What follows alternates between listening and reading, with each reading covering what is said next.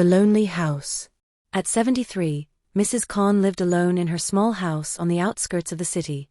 Every morning, she would wake up before sunrise, brew her tea, and sit by the window, waiting for the familiar sounds of her children. The walls of the house echoed with memories of laughter and birthdays, but now they were silent. Her children had moved to the city for work years ago. They called sometimes but never visited. Letters went unanswered. She tried to convince herself that they were busy, that one day they would come back to see her.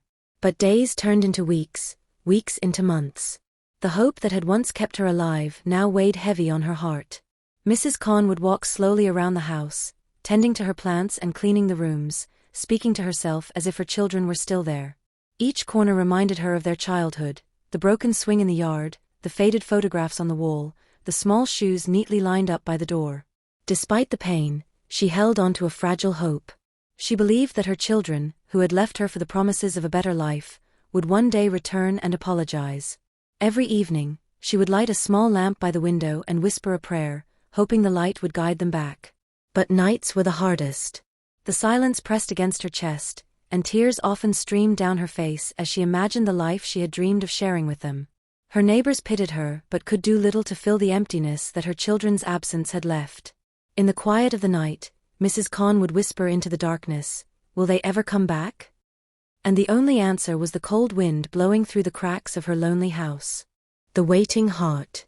Every morning, Mrs. Khan would sit by the window, sipping her tea slowly, staring at the road that led to the city. Her heart fluttered every time she thought she might see her children walking toward her. Even the smallest sound, a distant car, a dog barking, the chatter of neighbors, made her hope rise for a brief moment, only to sink again when no familiar faces appeared. She tried to keep herself busy. She cleaned the house meticulously, watered her plants, and prepared small meals as if expecting guests. Sometimes she would set the table for two, imagining that one of her children might finally come for dinner. She would hum old lullabies while doing the chores, memories of their childhood bringing tears to her eyes. Days blended into each other. Letters she had sent months ago remained unanswered. Phone calls rang and then went silent. She never complained. Instead, she told herself, they must be busy. One day, they will come back. One day.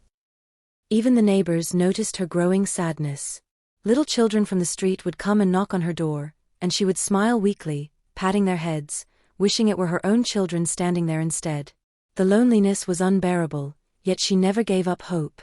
One rainy afternoon, she decided she would walk to the bus stop, hoping to see someone familiar. Her old legs trembled with every step, but the thought of finally seeing her children kept her going.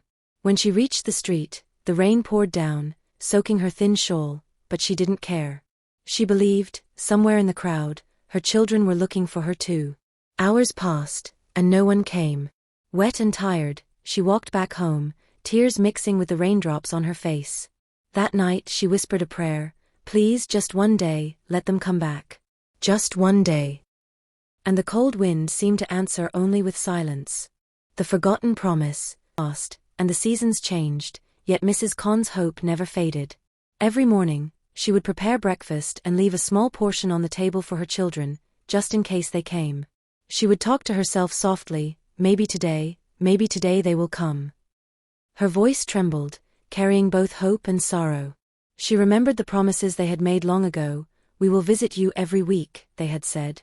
But promises, once made, had faded into the distance, leaving her alone with memories that now brought more pain than comfort.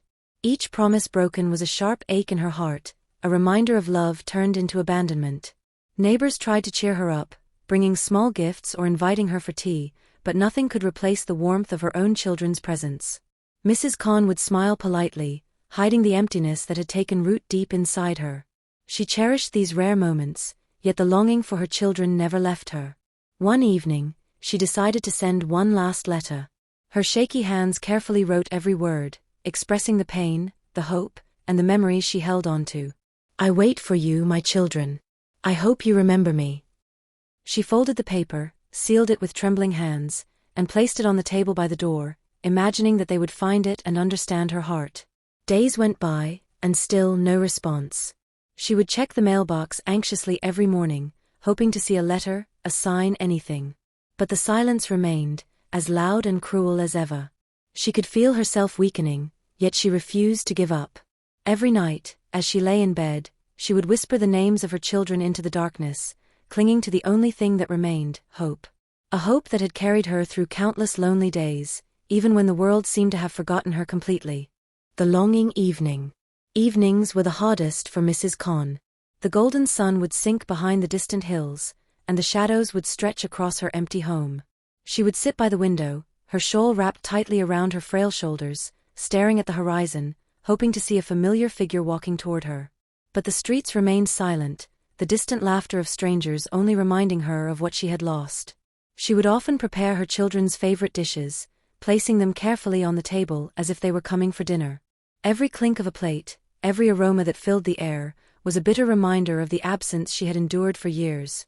She whispered prayers, asking God to guide them back, to remind them of her love, to make them remember the mother who had given everything. Sometimes she would take out old photographs and sit for hours, tracing the faces with trembling fingers. She remembered the birthdays, the school events, the small fights, and the endless hugs. Every memory brought warmth, but also a sharp pang of sorrow. She would close her eyes and imagine them laughing around her table, telling her stories of their day. But when she opened her eyes, she was met with silence. On that particular evening, a soft breeze entered her room, carrying the faint scent of rain. She held the window tightly, as if the wind itself could bring her children back. Hours passed, and the night crept in slowly. She prayed silently, "Even if you are far, my children, please come back to me. Please don't forget me." Her neighbors noticed her sadness, but knew better than to ask questions. They left small gifts at her doorstep, but Mrs. Khan only smiled faintly, knowing that no present could fill the space her children had left behind. As darkness settled, she whispered into the quiet, "Will they ever come back?" And the night remained silent, as it always had. The hopeful journey. One morning, Mrs. Khan woke up with a determination she hadn't felt in years. She decided that she would take a small journey to visit her eldest son, hoping that face-to-face meeting might bridge the distance that phone calls and letters never could. She dressed carefully in her worn-out but clean clothes, wrapped her shawl tightly, and packed a few simple gifts she thought he would like. Her old legs trembled as she walked to the bus stop, but the thought of finally seeing him kept her moving forward. Every step brought a mixture of excitement and anxiety. Would he recognize her? Would he welcome her warmly, or would he ignore the mother who had loved him unconditionally? The questions haunted her, but hope overshadowed fear. On the way, she passed streets that had once been familiar, now changed with time. Shops had new owners, children she once knew had grown, and the world seemed indifferent to her struggles. Yet she kept walking, telling herself, "Just a few more steps. Maybe today will be the day I am remembered." When she finally arrived at her son's house, her heart raced. She knocked gently on the door, expecting laughter, hugs, or at least a voice calling out to her. But silence greeted her. She knocked again, louder this time, but still no answer. The door remained closed, the house dark.